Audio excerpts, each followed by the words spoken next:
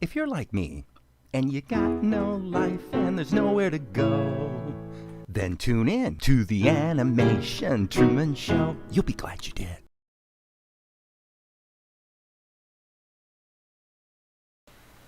Well, good morning, friends.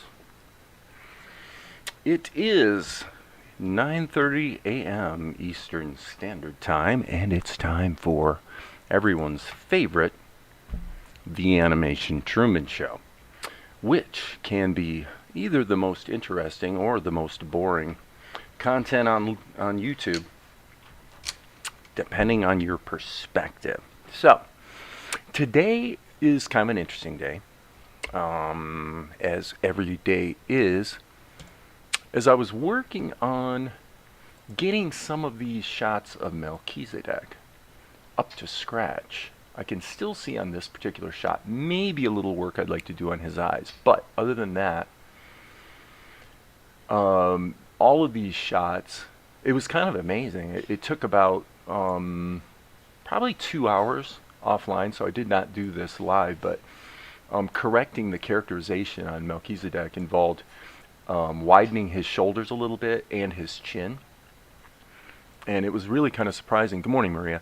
It was kind of surprising how quick and easy it was to do, and so I figured first thing today I'll kind of show you a little thing about Krita that turned out to be quite helpful in accomplishing that. So what I'm going to do is I'm actually going to pull up, let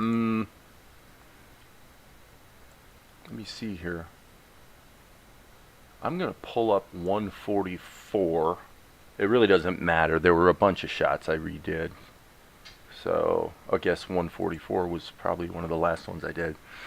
But one of the things I've noted about the new animation tools, let me just make sure I think we're in, there we go. Or not.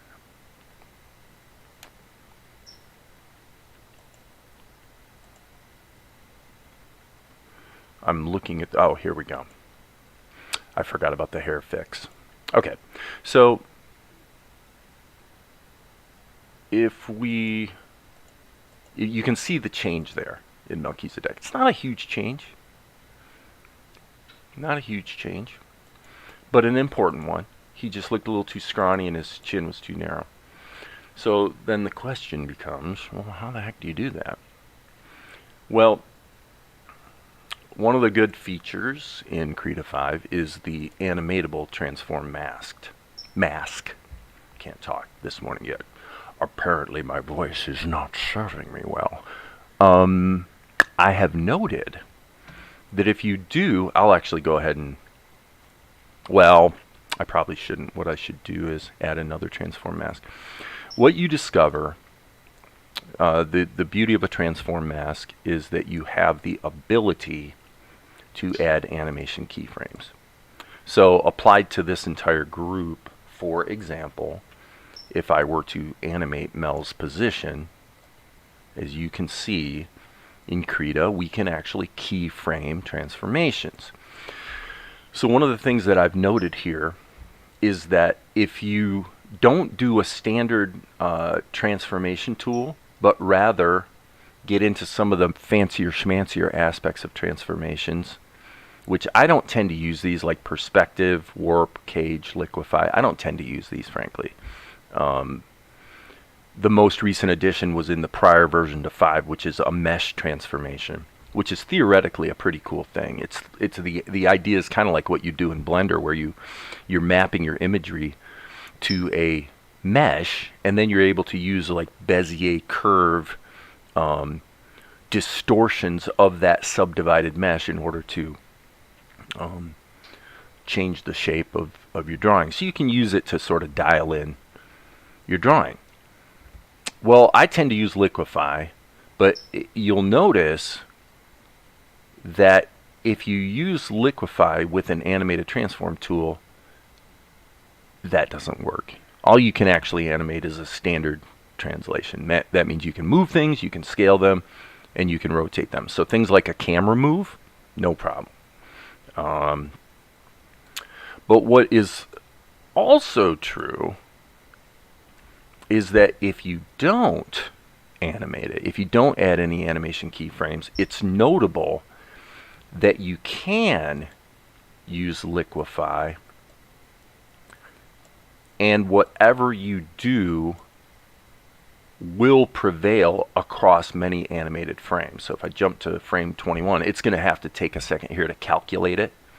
But as you can see, so you kind of have this either or situation. You can do some really crazy liquefaction of your art and use it over an entire animated sequence, or you can keyframe standard translations and actually have them animate over time. So you can't have both. In other words, you can't animate the Liquify operation. So if you wanted to, if you were going to actually try to animate a shoulder shrug, which is kind of what we have here, then actually the way you would do that here is you wouldn't use a transform mask at all. You would have to do it the hard way, which is to just one frame at a time. You'd go in and move his shoulders a little bit, and then do it again on the next frame a little bit more, etc., etc., etc. So it's noteworthy that you are able to do that to an entire group. So right now I'm not distorting just Melchizedek. I'm actually distorting all of these layers at the same time, which is kind of nice to be able to do. In this case, of course, I would probably want to correct that a little bit. And, you know, performance does become an issue as you try to do this kind of stuff, because there's a lot that's having to be calculated at the same time. So, but it's a useful tool. And in this case, what it allowed me to do was do these characterization fixes. Again, it's going to take a second to calculate, but do these fixes to my character, widen his chin a little bit, and then just re-render the shots, and there you go. Now you do, again, run into a performance problem. So what I do is I will close, once I make those sorts of changes that are sort of computationally punitive, then what I do is I will turn the layer off, the whole group, just turn it off, make a duplicate of it. So I've got a backup copy, and I'll wait for this to calculate, and then what I'll do is merge the group. I'll go ahead and bake that whole group down to basically an animated sequence.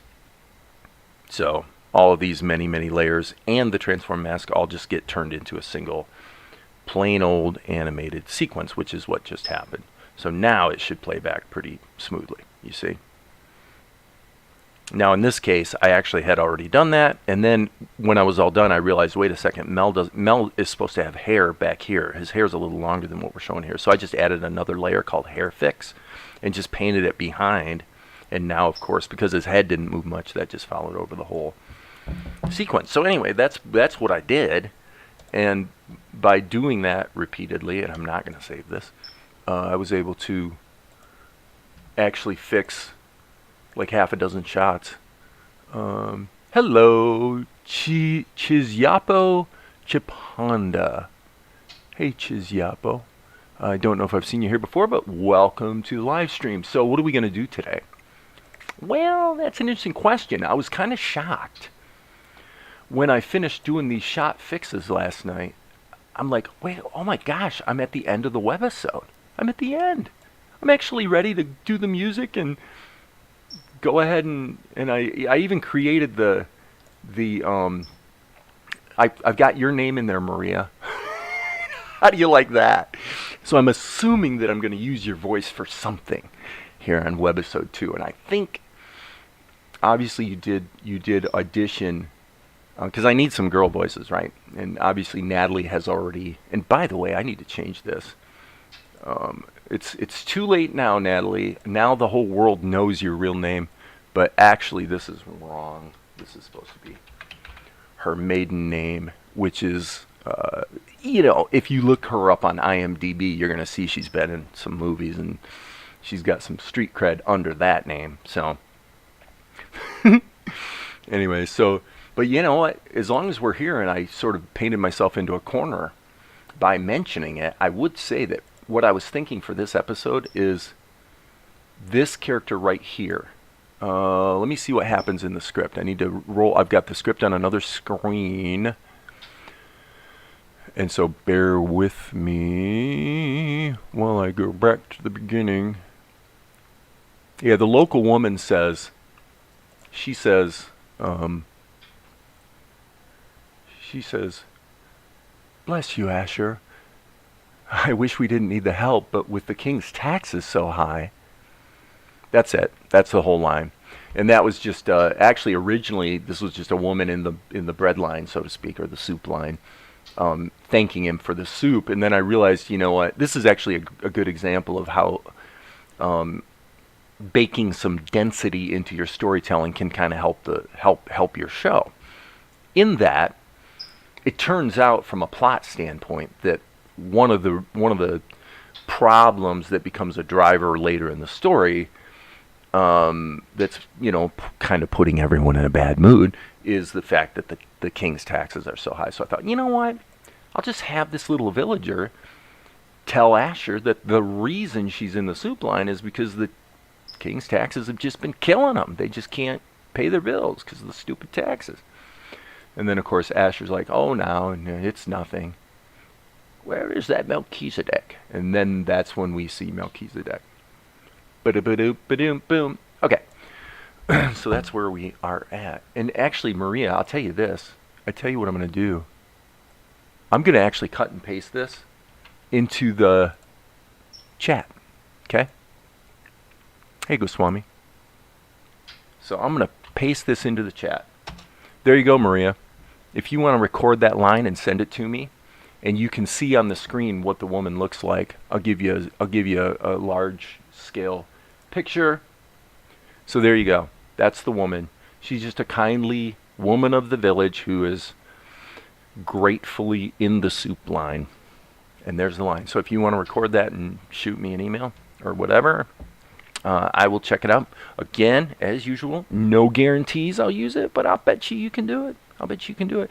And, you know, try to make the voice fit what you think you see in this woman, because she is a little different character than Fala, the slave girl that we kind of looked at and talked about earlier. So there you go, baby.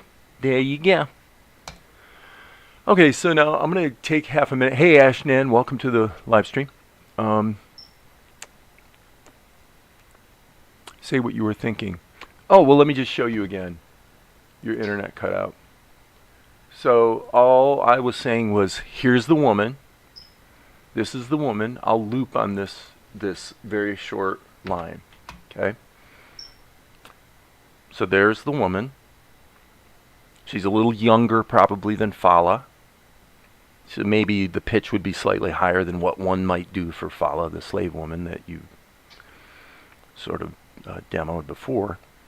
And then the line of dialogue that she says is right up there in the chat. Bless you, Asher. I wish we didn't need the help, but with the king's taxes so high. So there you go. Do whatever you want or whatever you can with that and shoot her to me. And we'll see what we can do with that. All right? Isn't that cool? So this proves that I am an egalitarian producer, always willing to let the talented minions out there that want to help out are more than welcome to try. And sometimes it works out and sometimes it doesn't. You just never know. So anyway, back to Krita. What I will say here is that we have, I probably should leave this on the preview actually. So now what we need to do is we're going to go through here and look at a few things. Now, I must confess, I have a bit of a dance that I'm doing right now. In that, there's some shots here that are, you know, they're trending a little bit more cartoony. And then the question becomes, well, yeah, but are the characters actually off character? Or is this just a, like you see in anime, I mean, probably I've mentioned it yesterday, I don't know why it came up, but the quintessential example would be One Punch Man. Because Saitama is probably the better way to say it. One of the things about Saitama is they actually draw him two different ways, two completely different ways. So if you're not familiar with One Punch Man, basically you've got when Saitama is in a certain frame of mind, which is his just kind of normal self, he pretty much is this. He's got these very simple eyes. He looks like this, more or less. But when he's kind of in One Punch Man mode, then he's more like, let me see if I can get this. The eyes are more like this, and his nose becomes more like this. So they literally draw the guy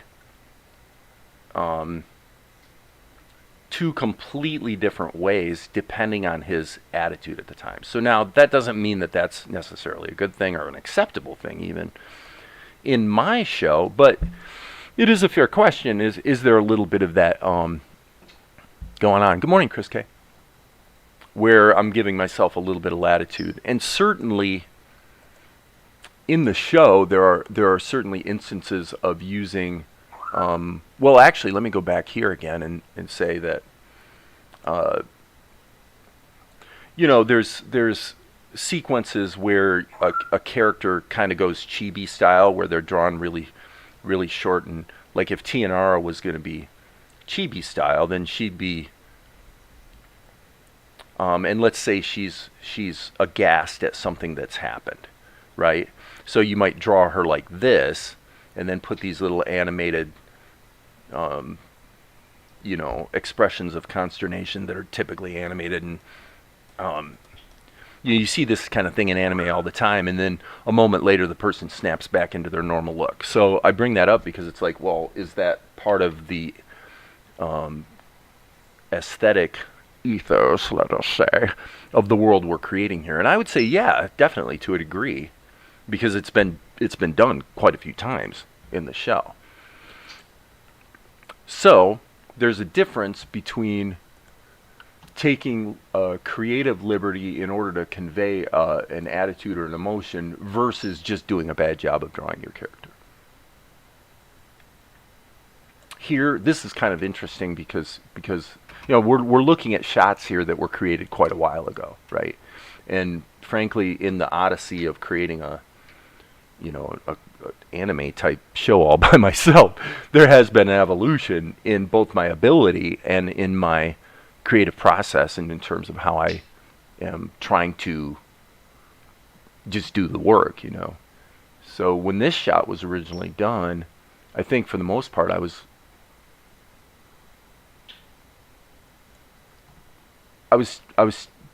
taking a lot more liberty, let's just say.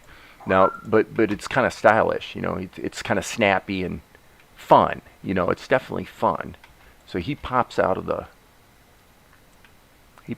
here. And so the question I'm always asking myself is, well, is Mel off character here? Now, this shot was done relatively recently, and I think he is off character here, which is ironic because this shot was redone specifically because he was off character. And so I was trying to fix it. And I actually swung too far in the other direction, I think. So, these are all things we sort of have to revisit one at a time. And, the basic ballpark guesstimate would be that I am going to probably have about another week into just fixing things up in this 4-minute sequence, and then I'm guessing that it'll take me a week to knock out the soundtrack, and then at that point we can release a second webisode, which would be cool. So what do we have here? Let's go to 86. I suspect this is not Krita. I suspect this is Tahoma. So let me switch screens. I just want to start. So this is quintessential animation Truman Show, meaning I'm starting out working today having absolutely no idea what I'm going to do, but I'm just going to let the show kind of point me in the direction of, what needs to be done, kind of thing. So the first thing I'm going to do is, okay, Okay. So this is the version of 86 that was done in Krita kind of a long time ago. So this is kind of embarrassing, friends. It's a little embarrassing. Because, you know, it's like here I draw the character, I say he's off character, and then I fix it, and I'm saying, yeah, it still doesn't seem quite right to me. Still doesn't seem quite right to me. What if I was going to fix this one? The main problem with it being that, well, I should say one of the problems is that his hair color is wrong. So it's an interesting dilemma. Let's look at what I did in Tahoma. Again, what's embarrassing about it is that to anyone looking at this, Chris asks, do you plan to release the episodes to streaming services? I have a good relationship with a film distributor because of my live action movies. So yes, there is a pathway long since determined for distributing the show once the episodes are done and it's ready to release. So my short-term plan is, you know what, let's do these 4-minute webisodes, let's just release them on YouTube and let the show maybe gain a little traction. Whoops, that's not what I want to do. I want to go 086.tnz. So yeah, the plan is to let the show get a little traction. I kind of mentioned this on live stream, I think yesterday, is that, yeah, I'm going to fix this. The main problem is his eyes. His eyes aren't quite cooking it for me. But let the show get some traction, and I think once the second webisode's out, then I'm going to start doing some direct reaching out to, you know, who knows, man, magazines, portals, you know, basically animation industry venues that may find it interesting, you know, that one guy all by himself is creating this show, you know, maybe that's kind of an interesting thing, and hopefully that would maybe generate a little bit of interest in it and sort of feedback on itself and help lay the groundwork for a later date when the whole episodes actually come down off YouTube, which is highly likely, and then get distributed in the conventional manner in which my distributor would be getting it out on all the likely suspects. Like I always mention Tubi because I happen to like Tubi.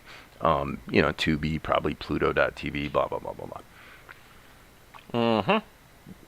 And if the, you know, if there's some semblance of success there, then who knows, you know, that may open up other opportunities where the Amazon Primes of the world or whoever, you know, wants to take my call, so to speak. And that's how it should be. You know, you sort of have to earn the right to play in the sandbox in a way. Okay, so what I'm going to do here is let's just go in and see if we can do a little bit of fixie poo. Looks to me like this is the ink. Let's hit the G key and sample that. Oh, wait a minute. Why is that getting the... that's interesting. That's weird. Oh, there we go. I was just say, it's like picking up the hair color. Okay, so this is absolutely a little weak. So I'm just going to kind of try to punch that up a little bit. So I hope that answered your question. Chris? Sometimes people wonder about that from the vantage point of whether it's actually possible. And the thing you find in the world of, you know, film and whatnot is that, you know, distributors want content. They need content, actually. They depend on you as a creator to create cool stuff. So it's not really difficult to get interest from a distributor. The general state of affairs nowadays is that usually you're looking at a 50-50 proposition. So in other words, distribution monies typically are 50-50. So your distributor is going to be getting it out there on all the platforms and ostensibly promoting it, which they should, because they're kind of incentivized to, get as much viewership as possible, because they don't make any money if the thing doesn't get watched, right? So that's really that's what you've got a distributor for, is you're trying to create a climate where you've got a third party that's highly incentivized to work on your behalf. Some of them are good, some of them suck. But at the same time, distributors nowadays, to a degree, they're just brokers. You know what I mean? They're taking your intellectual property and they're making sure that it's converted into the formats that are compliant with what all the platforms need, and they're getting them distributed. Like, literally, they're a distributor. They're distributing that intellectual property. And so the wild card in the distribution game is, are they or are they not effective at promoting? Right? And the answer is, it depends, and it also depends on what they've got in their slate at the moment. Because think about if you were a distributor, what would you do? Well, if you had let's say you have got a dozen movies in your catalog, let's say. Could be shows, in this case, of course, it's a show, but let's just say you got a dozen movies, because most distributors today are still dealing with films, right? And the reason they're dealing with films is because, by and large, independent producers, they can't afford to sustain, maybe a couple years of cranking out a TV show, right? I mean, obviously, creating a season of TV is a lot more work than one 90-minute movie.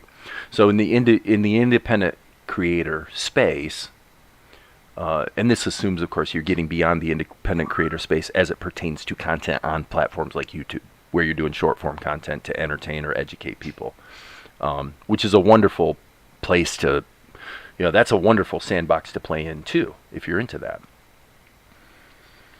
But if you were that distributor and you've got a dozen movies on your slate, then it's almost axiomatic that there's one movie in that list of a dozen that is more demanding of your attention than the other 11.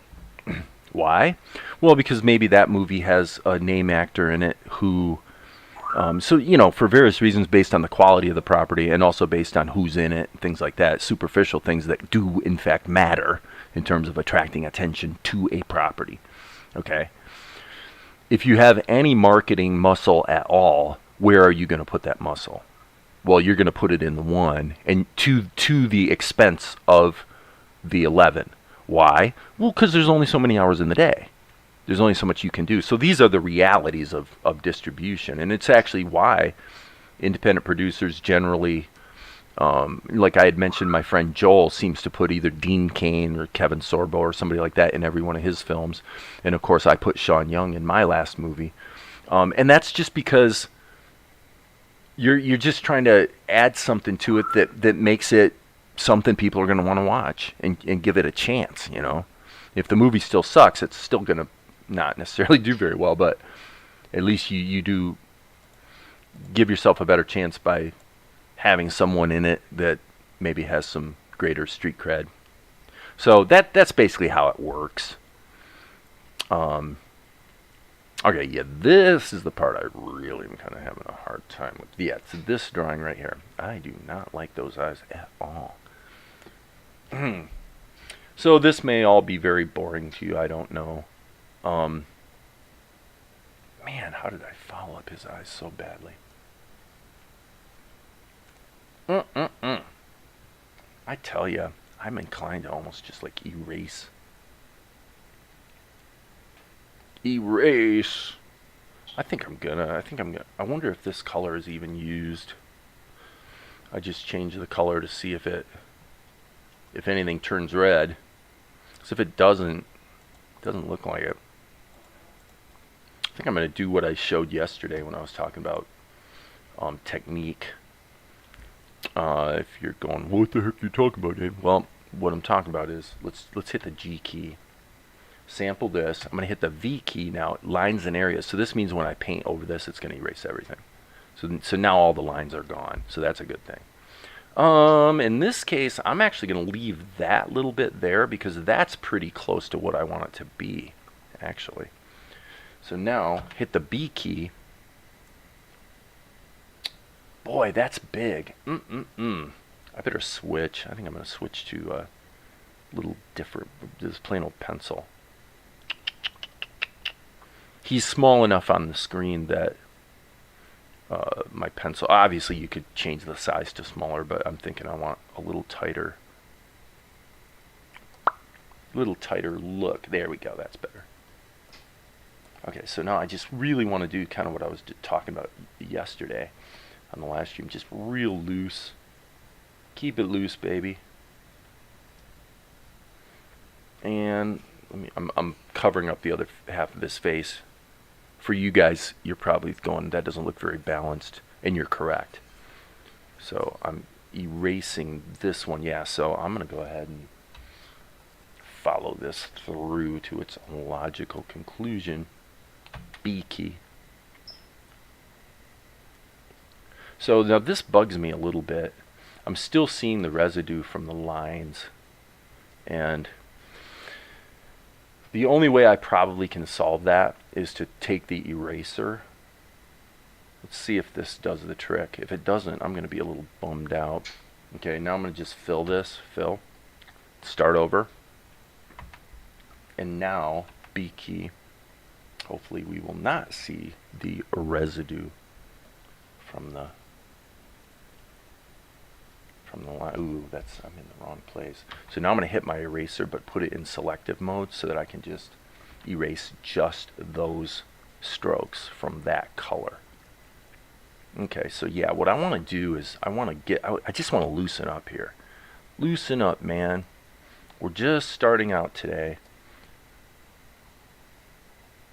And yeah, that feels better. This is what I'm trying to do more of this kind of thing where we're just keeping it loose. Just doing the drawing thing. Okay, so now those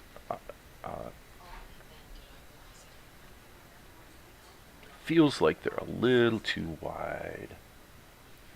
So now I wonder if selection, I'm just thinking about the selector, like the S key. I don't think it can. Unfortunately, it cannot select. It would be cool if you could do a selection that's based on just the current selected color. Actually, that would be super cool. So if you're a Tahoma developer out there, and by the way, that brings up another point, which is that I am using right now the nightly build of Tahoma. I am not using the standard, whatever it is, 1.2, I think. I'm using the nightly build, which has the implicit hold feature. Okay, let's do this. Let's grab this color. Think about this. Let's hit V. I guess, nah, that doesn't work. I would be erasing the dark part of his eyes, which I don't really want to do, so, okay. I know, you guys are going, oh, we don't really know what you're talking about, dude. I know, I'm rambling. Okay, good example here of what I was saying yesterday about ink. The ink lines with the standard Tahoma brushes really have a hard time deciding whether they really want to let you draw the line or not if you're drawing over another line. So these red lines are in fact quote-unquote lines. And so what I'm going to do is I'm going to switch to this brush, which is my paintbrush. And then I'm going to change this to the settings I showed yesterday in the live stream. 0.1, 0.5,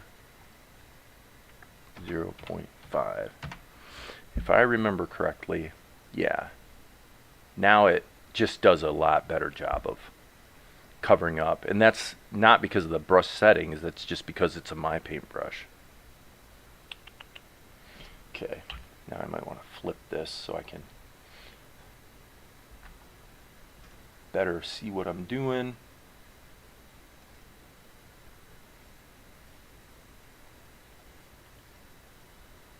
That does feel better to me. I'm still not completely sold on what's going on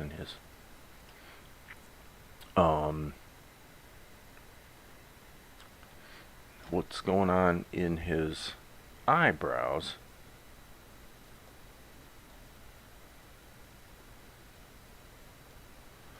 But that's okay.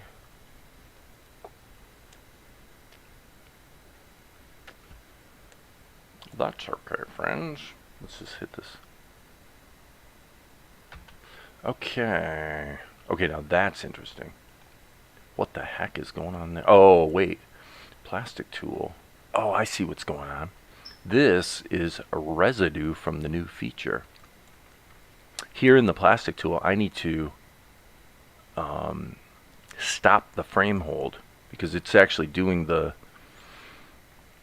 frame hold thing, and it's not supposed to here. So it added that because I've opened this up in the nightly build of Tahoma. So no big deal.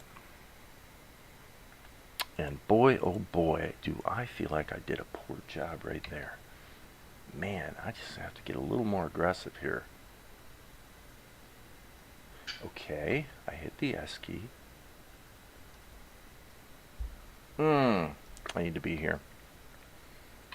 This is, again, this is like so embarrassing because I'm just having a devil of a time nailing the balance and the characterization. That feels pretty good. Okay, so let's hit the eraser, grab the sketch color, and get the heck rid of it. Okay, so now we're going to have to paint this back in. Well, friends, excuse me, this is what you have to do. Huh. Now that's interesting. I'm hitting the V key. And the V key has a pressure option? Since when?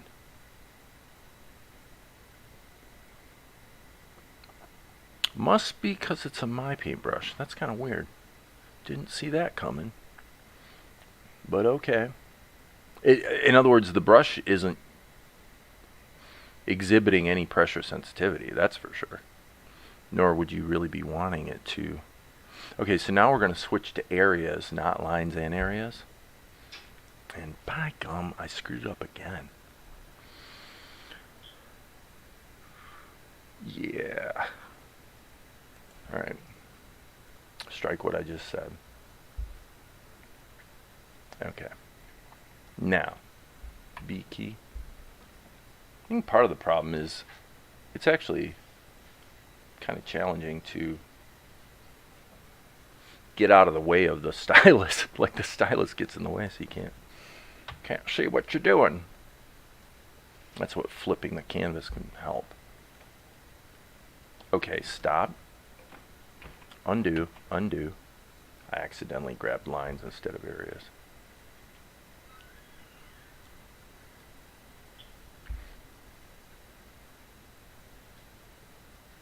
Forgive me, friends.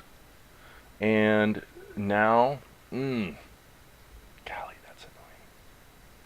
But not insurmountable by any means. Okay, if we go back here, that feels a little better. Let's see what we have here. Okay, okay, okay.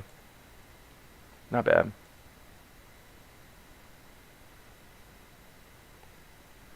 That feels on character for the most part. You know, we're kind of looking up at him. So this sort of works. It was really just this one here. And I'm still not sold on it, I have to admit. Still not completely sold, but I think we're okay. Let's see if we can jostle that a bit.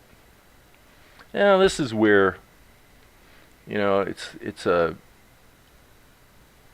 you know, the Liquify tool in Krita makes little jobs like this a little easier. Because you can just mush the pixels around. And it's a bit of a subtle change here. But I'm going to keep going. I'm going to keep just fiddling with it until I really feel like it's right. I like that right there a lot. Let's flip it around. Only a little bit there. That feels pretty good to me. I'll just color it back in. Well, there's just some of these little frames I've drawn in the past where they just aren't quite on character, and you know, it bugs me. So the thing I'm noticing here that's kind of surprised me a little bit is that the paintbrush or the Smart Raster paint tool options that are available are different depending on whether it's, well, wait a second, strike what I was about to say. I am not on a my paintbrush. Nope, I was wrong. So it is strange that it's saying it's giving pressure as an option, because I've never known the Smart Raster paintbrush tool to have pressure as an option, and it certainly isn't responding to pressure. So I'm not sure why that's appearing to be there as if it were an option. But what I'm going to do right now is I'm just going to re-render the darn thing and see how it sits in the show. So, well, today's the day that the animation Truman show is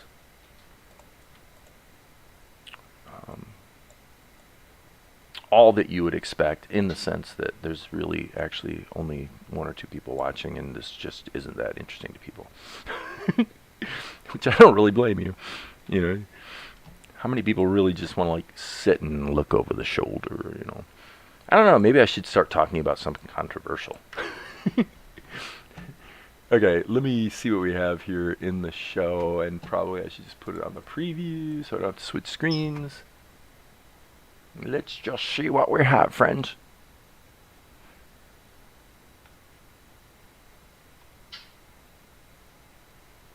Okay, let me see something here. There's something that just kind of grabbed me right there. I think. Better find my spot. Okay, yeah. So when we're here, if we're going to critique liberally, critique number one, I don't know. I mean, that slightly more cartoonish version of Mel really isn't bugging me too much.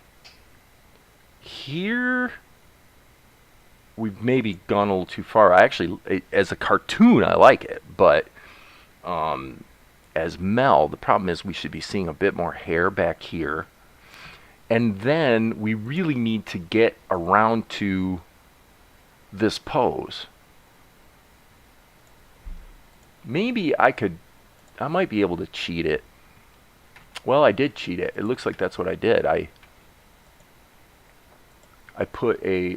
animated this shot right at the end so that you just get this blurred out, right? But isn't it true, now that we're thinking out loud here about it, isn't it true that this expression is infinitely better than this one? The fact that his tongue's on the wrong side notwithstanding. So let's think about this for half a second.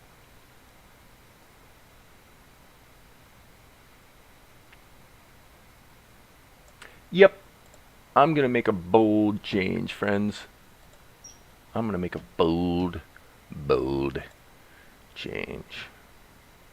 Yes, I am. I am going to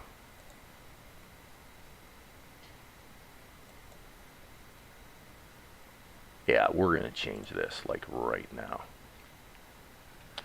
Okay, we don't need to change the way his head's tilted back is actually okay. So let's just deal with it. Okay, step one. Let's take the S key and move this over to here. And I reserve the right to have this look completely stupid. Actually, you know what I'm going to do? Let's turn selective off. Let's just erase this. Fill it in. Okay, I didn't mean to do that. I didn't want to inadvertently introduce some lines, so let's just give this some character. Okay, here you gotta do the same thing here. Let's erase this, and then curse you, Red Baron.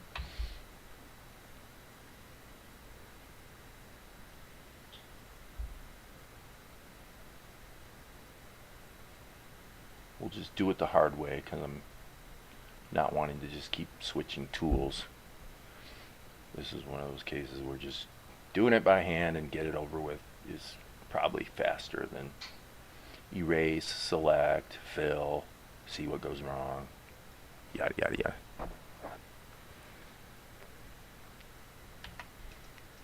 D key. One of Tahoma's true shortcomings is that, I've mentioned this before, but is that it frequently misses hotkeys. Like you hit a hotkey and you really know that you hit it, and it doesn't catch it. Okay, what the heck? Did I use this color for his tongue? I think I must have. Yep. Okay, so now the point being, he's looking at what he's doing, so I got to go here and say, okay, I know where to put it.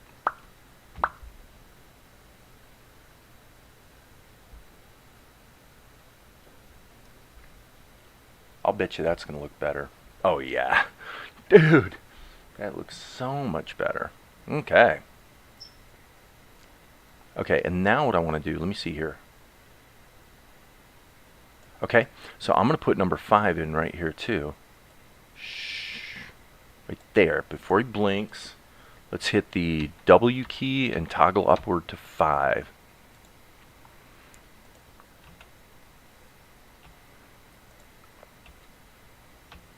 Okay, now this drawing, I actually don't want this to be this drawing. So now the question is, what drawing should it be?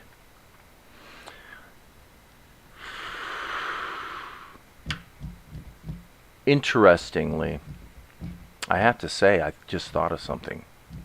I may be on shaky ground here. I didn't think about this until just now, but I may be changing drawings in the smart raster level that will affect multiple shots. Well, you know what? That's the way I'm going to look at it today.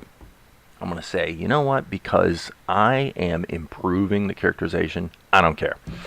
I'll open up other shots, and if it turns out I have to re-render them, oh whoop-de-doo. Okay, so here I want this to actually be a duplicate. So I'm going to hit delete and hit the D key and make a duplicate. I'm going to delete these out. We'll fill in the empty cells, which it looks like by default it did it as an implicit hold. So that's fine. So what I want to do is grab his eyes from this shot. I'm using my mouse, which is probably not the smartest thing ever, but okay, so now what we want to do is we want to go here to number 9, hit the S key and just paste it in. Okay. I like that.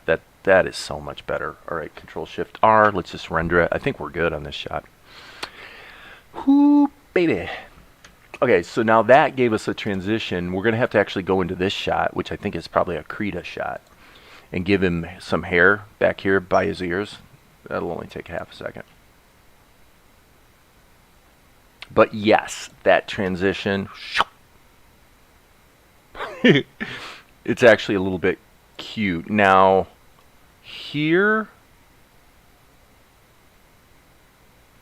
I'm not sure I'm convinced about that look. I like the pupils are better here. So yeah, they're a little too weak. We're a little too, shall we say, One Punch Man on the eyes there. So, and you guys might wonder, perhaps, if you're the curious sort, you may wonder why I am jumping over to the drawings to make corrections instead of just doing it right here in the directly. And the reason was because this whole section here is being manipulated by the plastic tool, and you can't draw directly once the plastic tool is like deforming things and moving it around. Now we no longer have this problem. Now the plastic tool is no longer active, as you can see, so now I should be able to actually draw directly into here. So B key, I want to push the direction of his eyes down a bit while at the same time making his pupils slightly bigger. So that should do the trick, friends. He blinks, and there it is. Let's come back, and that's it. I'm gonna render that and look at the show. Let's render it and look at what the show shows us. And then I think what I'll do is probably switch to Krita and fix this one shot right there. Okay, one thing I guess I would do is, let's see, I got plenty of, I'll bet you I have plenty of latitude here. Yeah, so this shot could actually be dragged out a bit, so that's good news. So what that means is I can stretch this just a little bit, and then what I'm going to do is extend the moment before his tongue goes out of his mouth, because I don't feel like the audience really has enough time to digest that. Whoops. Z key. Well, actually, I guess that's right. I'm hitting Alt down arrow, and what it's doing is it's inserting hold keys here. So that's why they're not the tan color of the X sheet that doesn't, have any content in it. They're sort of a muted version of the color. So this is like a real muted purple. So that means these are hold keys. The one thing we do need to correct, though, in order to make this work, is to go stick in a frame there, and then that fixed everything.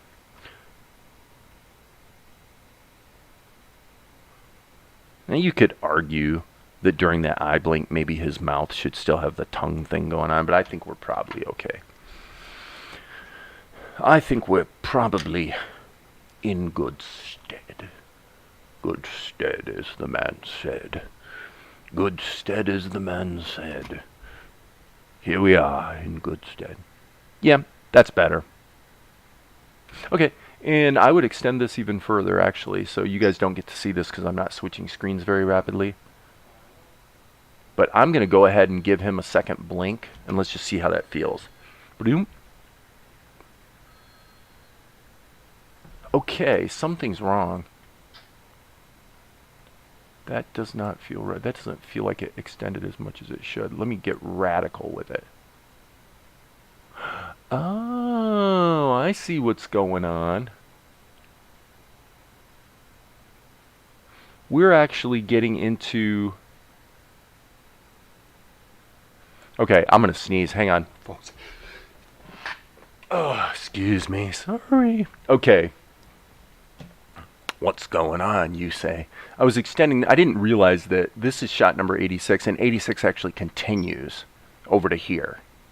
So that means, yeah, so all those changes propagated across the next shot too, which is great. That's very, very good. That's a good thing, friends. So yeah, characterization's way better right there. Way better. I'm totally liking what I'm seeing now.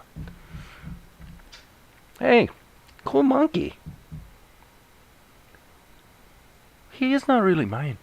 He just sort of follows me around. That sounded more Irish than... Okay, stop. Stop. Okay, so I'm doing a bit of a dance here between this and this. This characterization is...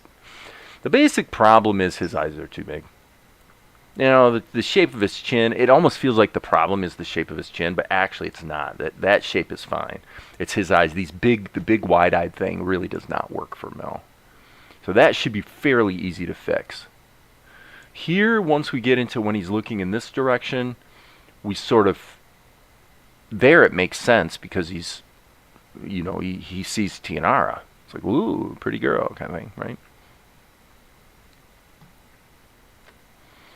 And then this shot, which is a legacy shot, I left it in there because it's in there so quickly that I think the... Boom. Okay, so yeah, once we get to here, the wide-eyed thing makes sense. But here, it doesn't. So let's go to shot number 90. And we're making good progress here, actually. I'm kind of cranking away. I think that if I keep doing what I'm doing, I will have this thing pounded into shape by the end of the week. And then I'll be able to do the music and add the voices and blah, blah, blah. It's all good. Well, this is the essence of the Animation Truman Show. It is unadorned. Unadorned. Just this is what the work looks like. If you're a fledgling animator, you think you want to do animation. Excuse me, sorry for sniffing. I gotta tell you that, you know, this is pretty much it. This is what you do. So, make no mistake about it. It's actually one of the reasons why you really need to be on board with the mythology of the story you're working on. And that can be something very short. That can be a 30-second, you know, little tiny short that just tells a joke or something. But you really need to be on board creatively or emotionally or whatever with what it is you're creating, because by gum, you're going to be at this for a while. I'm having fun, though. I'm enjoying it. All right, so what I'm going to do here, I'm going to take a chance. Let's see if we can do it this way. Let's just select this as a complete group. Now what I'm going to do is hit Control. This is how Tahoma begins to approach the sort of flexibility you have with the like the plastic tool in Krita. If you're clever with it, right? So in other words, because you can grab a section and then you can hit Control, and that lets you kind of squish things around. So you have to be a little bit more careful how you go about it. With the plastic tool in Krita, you can just sort of just squish things around and it just works. But there, Tahoma just missed my hotkey again. Let's hit the V key and erase that little hiccup right there. Now let's go back to the show. Oh yeah. Oh, so much better. Oh my gosh. That's Mel.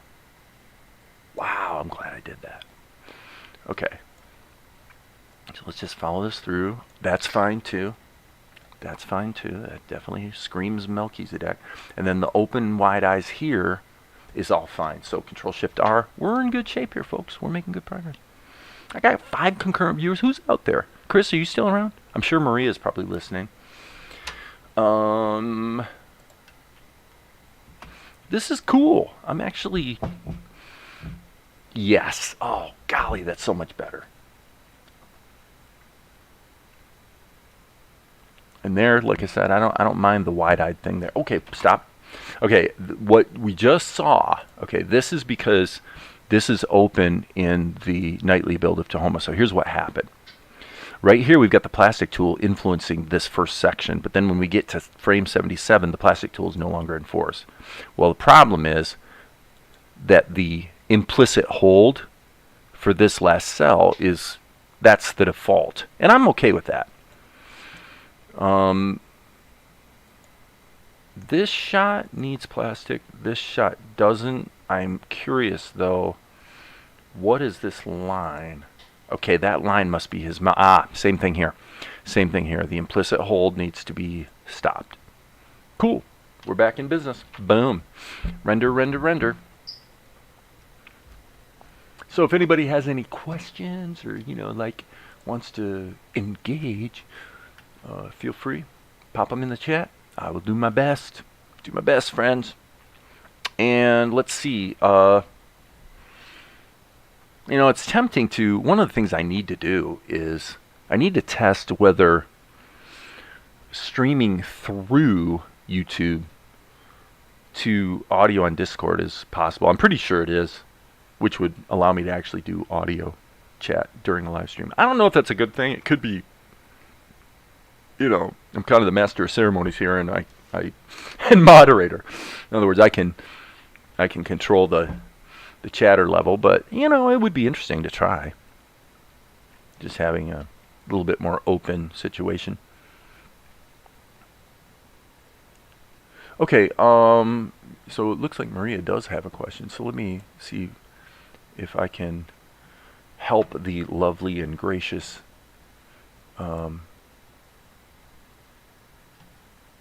Maria Torres. So, boom. Okay, let me look at what you got here, kiddo. You say you're working a little on some sketches for a new little animation. So this is not the Chopin waltz, I take it. This one's going to use the Harlequin sketch I came up with yesterday. Can't cheat anatomy with him. New challenge. Get smooth movement with a character who can't hide in clothing. Yeah, clothing does give you the ability to hide some things, but then again, at the same time, the rigidity of the actual anatomy gives you a situation where ostensibly you could cut the character into pieces and then patch in the holes, patch in the gaps that get created. Actually, this came up yesterday. Let me look at this. Boy, this I do not need to save because I didn't do anything with it. Let me look at the last one. This might be actually a pretty good example. Gosh, I think it's this shot. Let me see if I'm correct.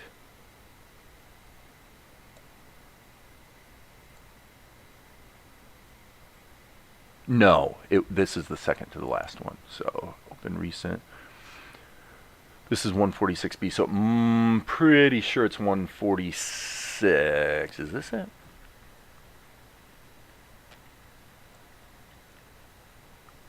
No. Okay, so forgive me. Forgive me.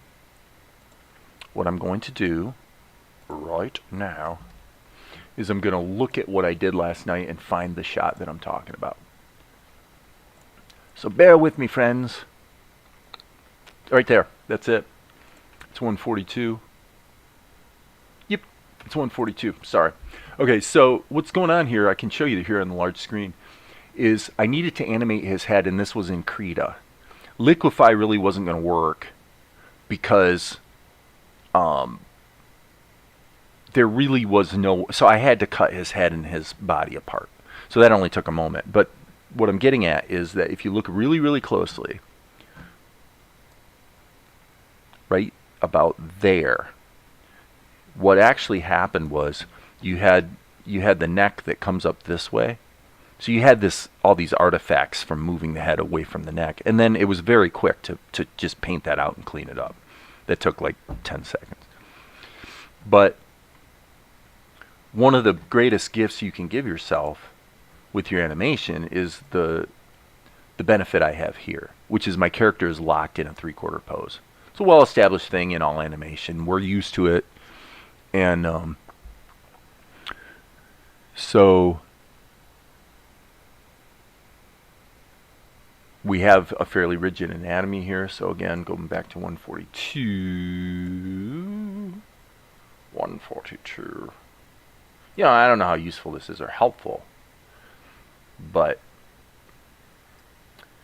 in the creative process, it should be useful, because in the creative process, you should be thinking about how can I get the maximum entertainment value that I'm trying to convey through my animation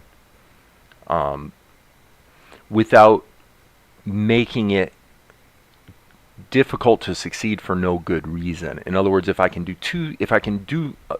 convey some characterization, for example, in a 3/4 view like this, or I could do a bunch of drawings. I could have him turn his head and, do somersaults if I wanted to.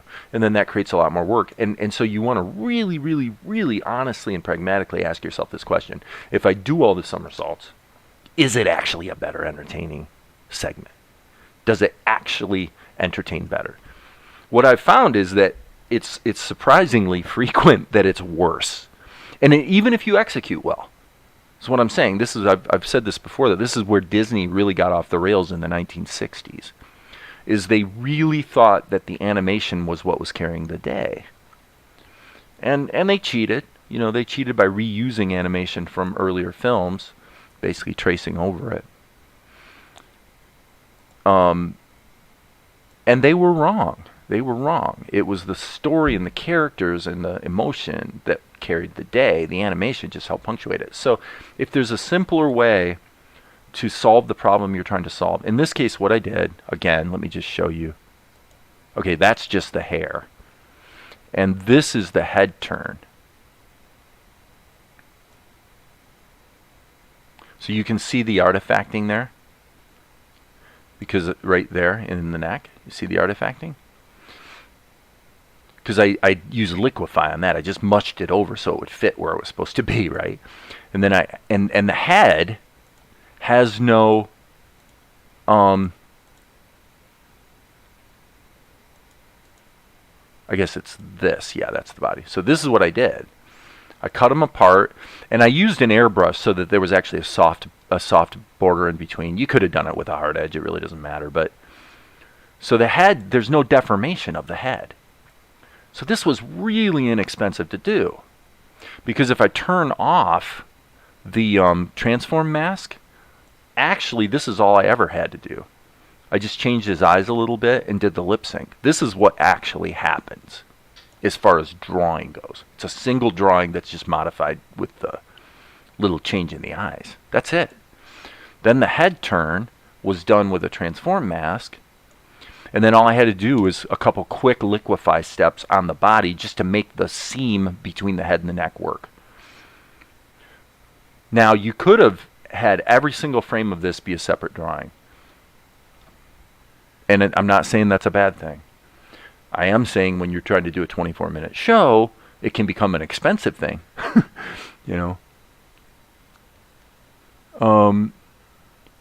Just shared the sketches with you on the pencil sketch folder if you're like, oh yeah, I want to check that out.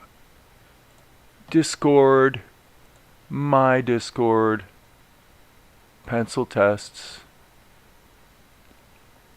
Okay, for Harlequin. Alright, so I'm looking at your sketches.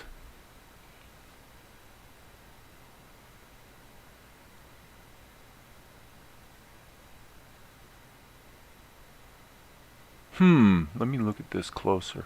I wonder if Maria, is it okay if I bring this down onto the screen where people can see? I'm sure that's probably okay, right?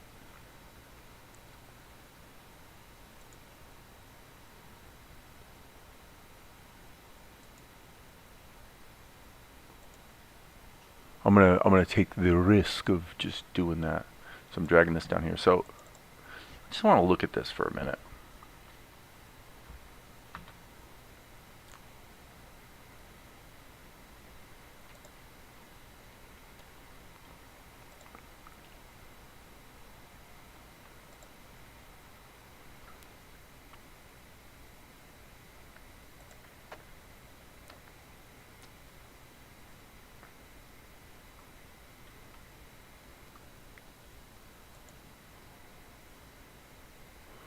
Okay, the head here is working pretty well. The head here is working pretty well. I'm missing the top of the head. So something with the hat isn't quite working because there should be some volume on top of the head that's missing. So, but as a starting point in a 3/4 view, that's not too bad.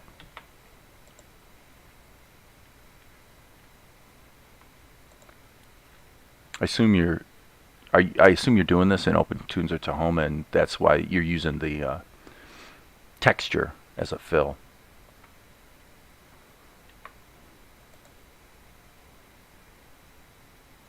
And here, see, for this drawing, if you would have taken, if you took this, if you go ahead and fix the top of the hat, then you just take this head right here.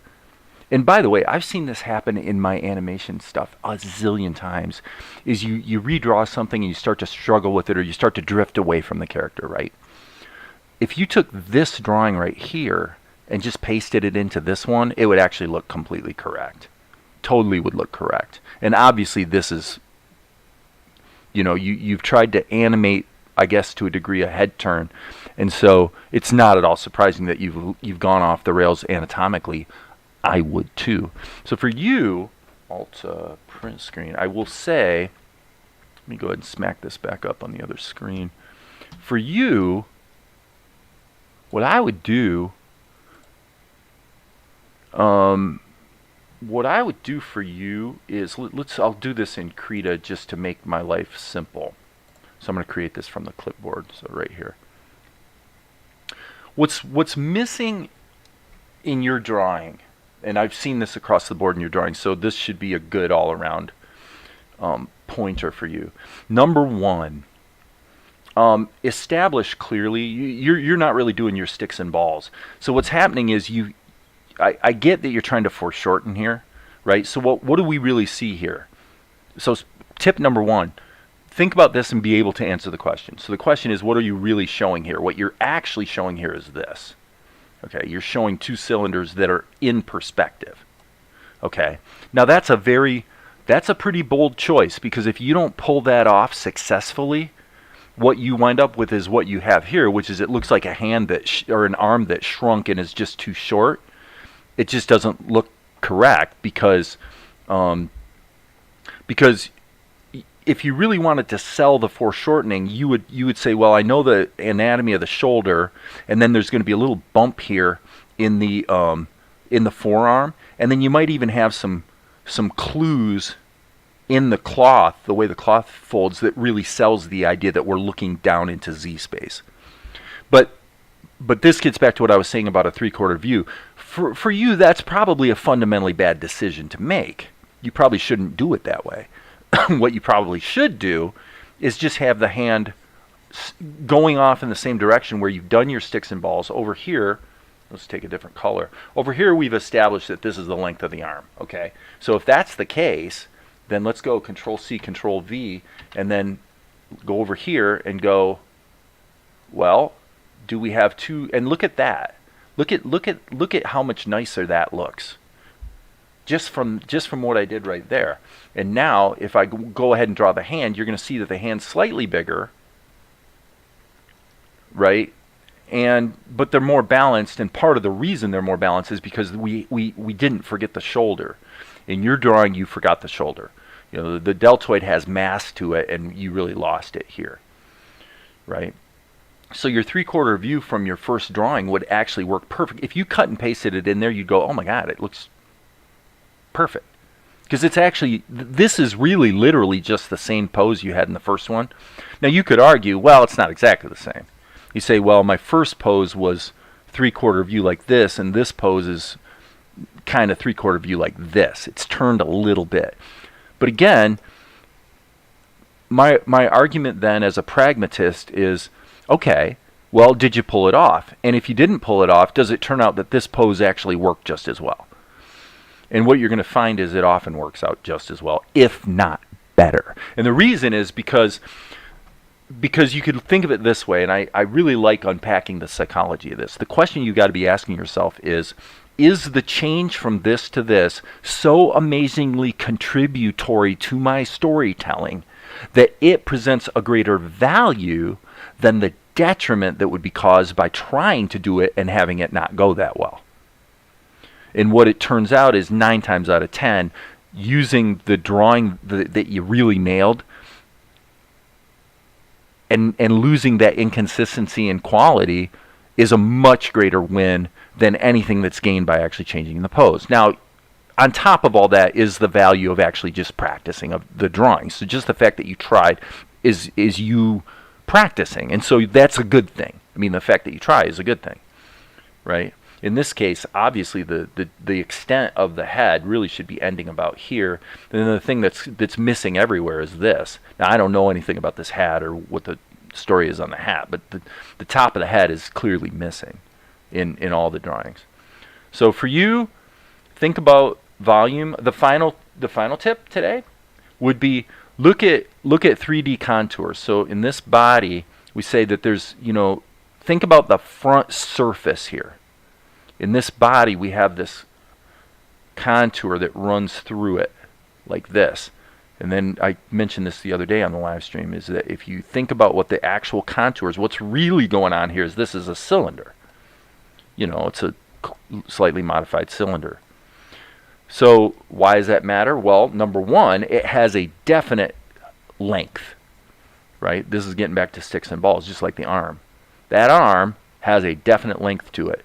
You as a fledgling animator, every time you try to do something with that arm that's easy, i.e. you turn it, you're going to probably do it pretty well. Every time you do something that's hard, like turn it but have it come forward in space, like here where it's foreshortened, you're probably going to struggle more.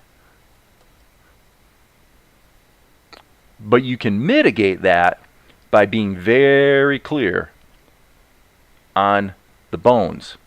What's under the flesh? Because the problem is it's easy to get lost thinking in terms of the two-dimensional, like right here we have a two-dimensional projection of a foot or of a leg, right? That's a two-dimensional projection. But what's really there is a thigh bone, a knee, and we'll keep it simple. The shin and the foot. Has the foot changed size? Well, from this foot to this foot, we can find out. Just look at it. Control C, Control V. So the chances are, if you try to foreshorten things, you're probably going to struggle more. But there we see that this foot is, it's about 25% too short. Unless you're going to argue that, well, the foot's pointing backward into Z-space or something like that, which you could make that argument. But then the question, again, comes back to the same thing we saw here is, well, did you do it successfully? Did you sell it? For me, what do I see? I see a foot that shrunk. I don't see a foot that's going back in space. You see what I mean? And again, you could also make the argument, well, stylistically what I'm going for here is sort of this really loose, loose sausages floating around in space, and there's nothing wrong with that. It's like rubber hose animation. If that's what you're going for, then great. That's I don't think that's what you're going for here. So I have not looked at the chat. But so if you're going to boil this down to, well, what would Maria do to maybe improve overall? Number one, get clear on your sticks and balls so you know what the length of things are actually supposed to be. Number two, get clear on volume. In other words, think about cylinders where you know basically what the thickness of things is supposed to be. Number three, don't do foreshortening unless you're really confident you're going to be able to pull it off. Instead, just have it move perpendicular to the audience, like this. Because that, you'll probably have more success. And not only that, you'll save a lot of time because you'll be able to take this piece right here, just cut it, and paste it over here. Right? So you saved yourself a ton of work in that scenario. All right? So there you go. Maria, hopefully that helps you. And the sticks and balls thing will cause all of your drawing, I would say, just because I've looked at enough of your drawings to kind of see, I can see what you struggle with. Getting really clear on sticks and balls and thinking inside of the character, what they're really made of in terms of bones and muscles and things. That'll help you to just across the board improve. So, there you go, friends. You're welcome, Maria. It is my pleasure. It is my great pleasure to help you. If I can help you, I want to help you. I'd love to help. Yes, I do. Yeah. This is something my kids, I don't know where this came from. A long time ago, I think I was tickling one of my kids, and this is just one of these things that's very unique to me. But I would be like, oh, I love you so much. Oh, I do, do. And over time, that got compressed down to, oh, do. And so in our family, when I say, oh, do, I say it to Zuko. Zuko actually says it. He'll go, oh, do. That's shorthand that means, oh, I love you so much. And this is my most visceral expression of affection. Not that anyone really cares, but yeah, that's... So I don't think there's anybody else on the planet who says, oh, do. But around here, we know exactly what that means. Yes, we do. Okay, so this is what I was showing you earlier. I'm going to go ahead and just kill that and get back to the business at hand.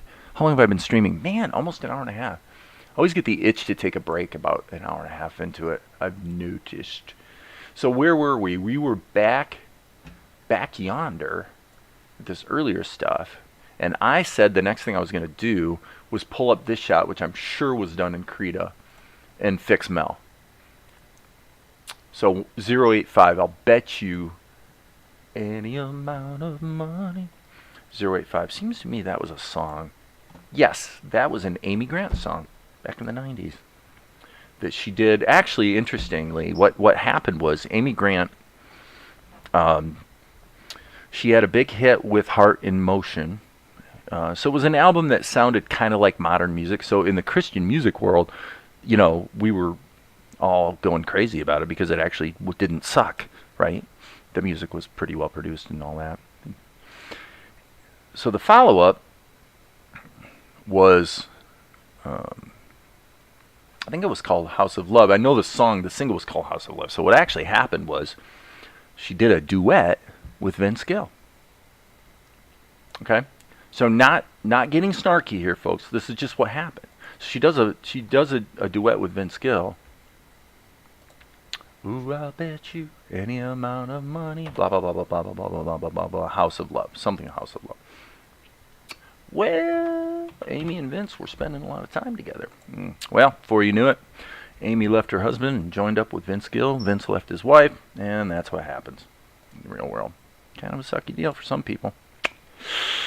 Yep, that's what can go on. Okay, so really what we need to do is this right here. We need to mod Mel. Now before we mod Mel, let's change the render settings. So if we ever want to return to this scene and render it out again, it's going to render properly. Okay, so what I'm doing is I'm looking at the show and I'm saying, what is this? This is a ping sequence 085. Okay, so what we're going to do is we're going to go Control R, and you can type this in by the way yourself. So what you would do is you would go, just change this to 085. And by the way, Amy and Vince are still happily married to this day. It's like 20 years later, so, you know. Sometimes those, I mean, and again, not being snarky here, I mean, I'm a guy who went through a divorce myself eight years ago, and it can be a pretty crappy time of life.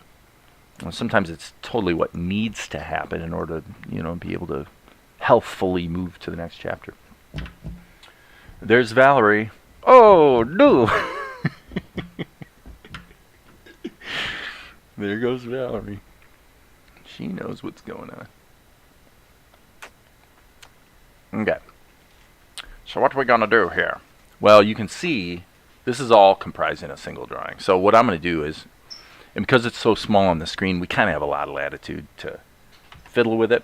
So what I'm going to do is I'm just going to hand paint this. I'm just going to do this the quick way. And then re-render it, and then it'll be done. And then I think after I do that,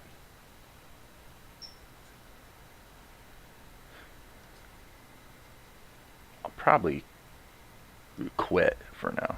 Alright, so let me pull back out of here. I know this looks extremely simplistic and cartoony, and I need to hit undo a bunch of times because I just committed the cardinal sin, which is I was in the wrong layer. Sorry, people. So let's solo that. Hit the F key and just fill it. B key here. And then since we got a little bit of a shadow action going there. In other words, the color is kind of a little bit wrong. That's okay. Fix this, and then what I'm going to do is let me see if just a tiny bit of Liquify on his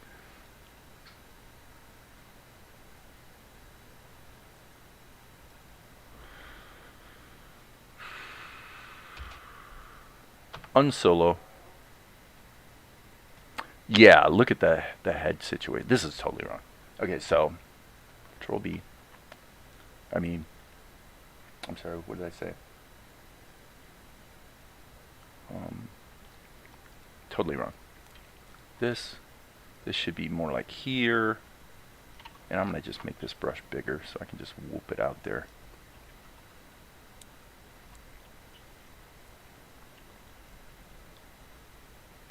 Okay, and then let's grab that color.